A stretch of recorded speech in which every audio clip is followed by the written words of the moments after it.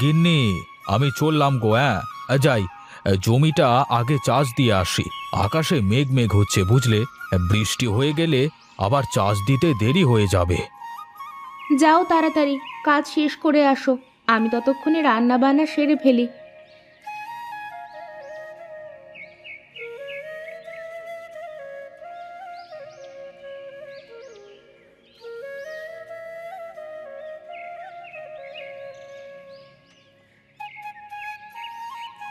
বাহ, জমিতে বেশ জো ধরেছে দেখছি।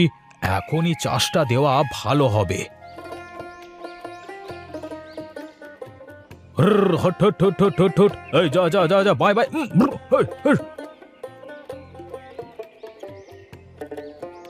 ও প্রতাপদা, আরে চাষ দিচ্ছ নাকি? জো ধরে গেছে রে ভাই, তাই ভাবলাম চাষটা দিয়েই দিই। আকাশে আবার মেঘ মেঘ করছে তো। এই মেঘ কেটে যাওয়ার পরপরই শীত শুরু হবে রে ভোলা। শীতের সবজি চাষ করতে না পারলে যে চাষের পয়সা দেখা যাবে না। তুমি তো পয়সার চিন্তা করছো গো, খবর কি কিছু শুনেছো নাকি? না রে, আমি তো তো খবর টবর রাখি নে।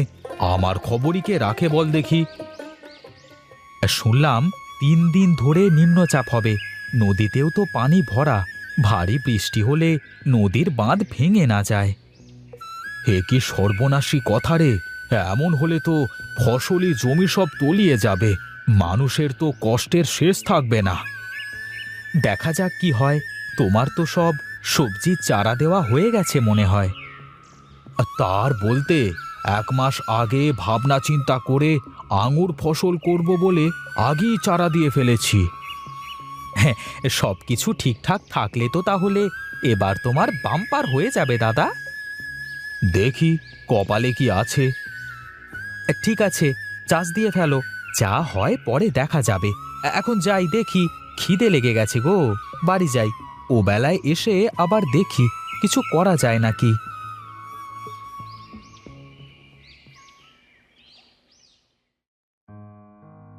বুঝলে গিন্নি, শুনলাম সামনের 3 দিন নাকি নিম্নচাপ হবে।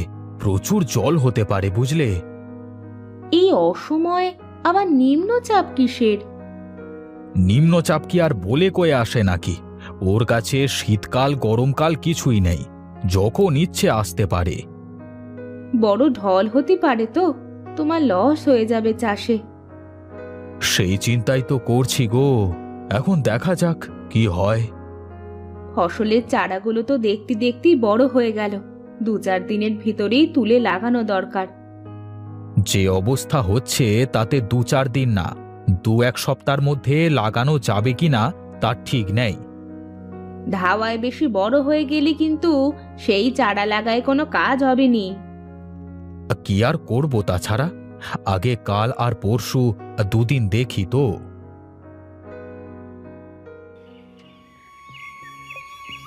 দাদু, 2-3 দিন ধরে নিম্নচাপ হবে শুনলাম। এদিকে তো আবার নদীর পানি হুড়হুড় করে বেড়ে চলেছে।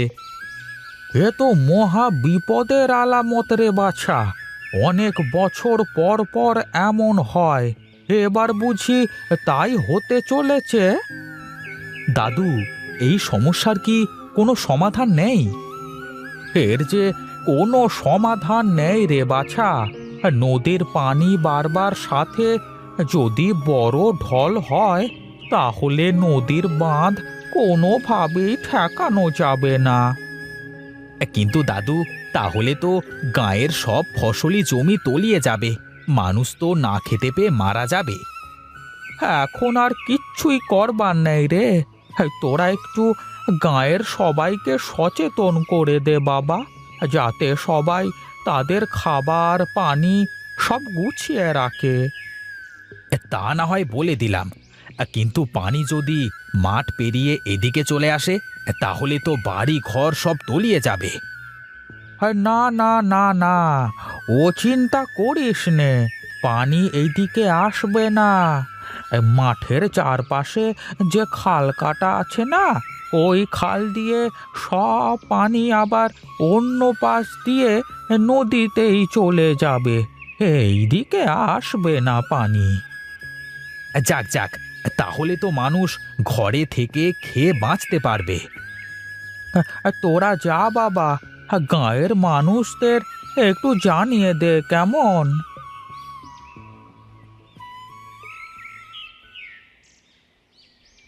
দেখো গিন্নি, উত্তরের মেঘ, কি কালো মেঘ! মনে হচ্ছে আকাশ ভেঙে বৃষ্টি নামবে। আমার খুব ভয় করতেছে গো, যেভাবে ডাক পড়তেছে। চলো ঘরের মধ্যে চলে যাই। হ্যাঁ হ্যাঁ, চলো। এই বজ্রপাতের ভেতরে বাইরে না থাকাই ভালো।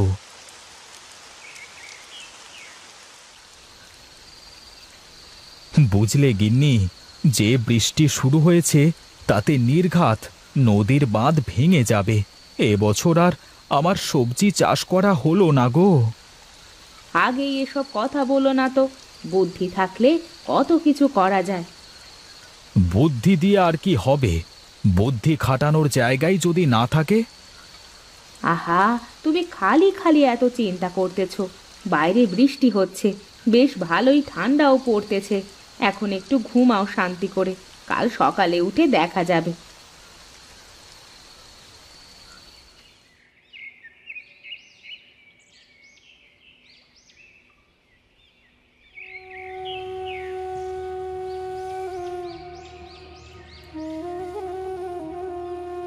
কি গো, তুমি এই ঠান্ডা বাতাসের মধ্যে এখানে দাঁড়িয়ে আছো? দেখো গিন্নি, দেখো, বাঁধ ভেঙে কেমন সব ফসলের জমি তলিয়ে গেছে। এখন তো কেউ আর চাষ করতে পারবে না এবছরে। কি আর করা যাবে বলো তো? এ তো শুধু আর তোমার একার সমস্যা না, গাঁয়ের সব মানুষের সমস্যা। আমাকে আমাকে যে করেই হোক এর একটা সমাধান বের করতেই হবে। তা না হলে যে মহা বিপদে পড়ে যাব। এ কমাস না খেয়ে থাকা লাগবে। কিভাবে তুমি এই সমস্যার সমাধান করবে শুনি? দেখি, একবার একটু হরিহর কাকার সাথে কথা বলে আসি, সে কি বুদ্ধি দেয় দেখি। ঠিক আছে, তবে একটু তাড়াতাড়ি চলে এসো কিন্তু, আমি রান্না চড়ালাম।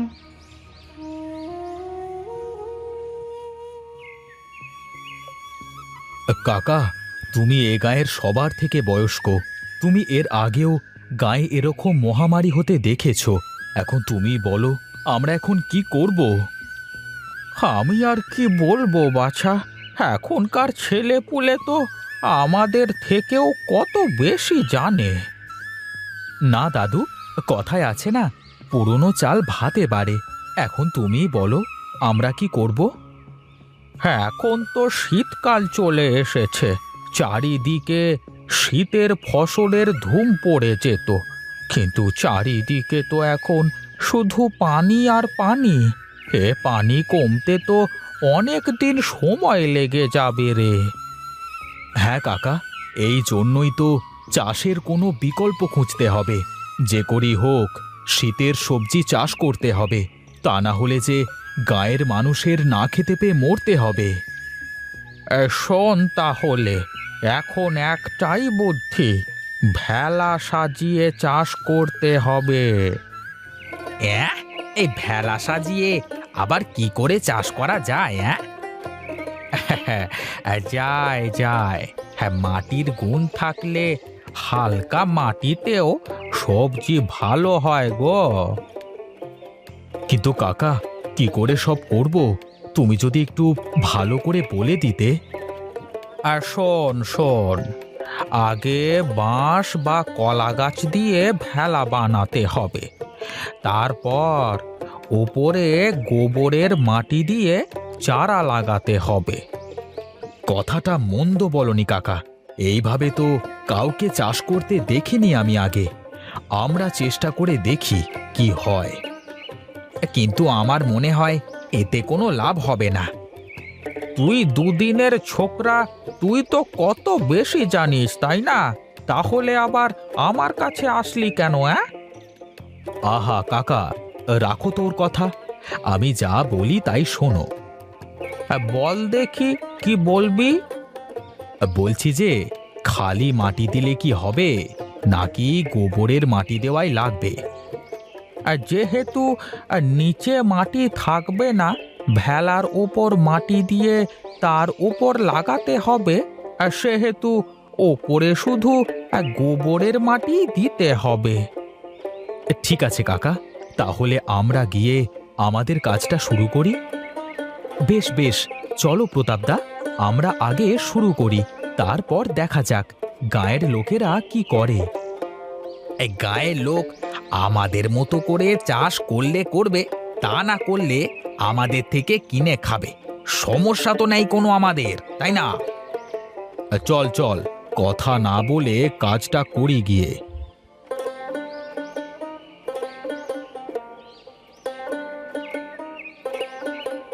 বেশ, বীজগুলো তো সব লাগানো হয়ে গেল রে ভোলা, এবার দেখা যাক কি হয়। দাদা, লাউ গাছগুলো মনে হয় খুব তাড়াতাড়ি বড় হয়ে যাবে, কিন্তু জাংলা দেব কি করে গো? কি যে বলিস, আরে জাংলা দেওয়া তো আরো সহজ হবে রে। চারপাশে 4টে বাঁশ পুঁতে সুতো টানিয়ে দিলেই জাংলা হয়ে যাবে। যাই বলো না কেন ভোলাদা, আমার কিন্তু সত্যি কেমন যেন লাগছে।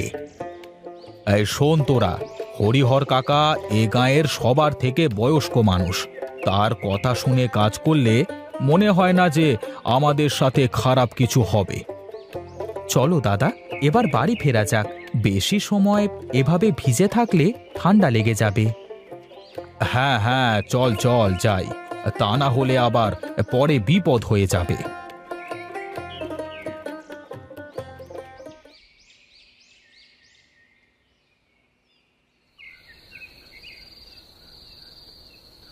কি গো, কি চিন্তা করতেছো এত? চিন্তাই তো চিন্তা গো, ভাবছি যদি ফসলগুলো হয়ে যায় তাহলে তো বাম্পার হয়ে যাবে, আর যদি না হয় তাহলে তো বিপদের শেষও থাকবে না গো। অত চিন্তা করো না তো, যা হবে ভালোই হবে। আমি কি শুধু আমার চিন্তা করছি গো? গাঁয়ের লোকজনের অভাব অনটন চোখের সামনে দেখলে কি আর ভালো লাগে? না লাগলে আর কি, তুমি তো আর সারা গাঁয়ের মানুষের দায়িত্ব নিতে পারবা না।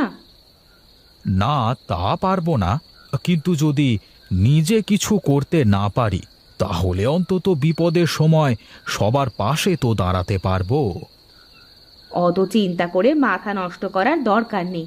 দেখো, ভালো কিছুই হবে। এখন অনেক রাত হয়ে গেছে, ঘুমিয়ে পড়ো তো দেখি।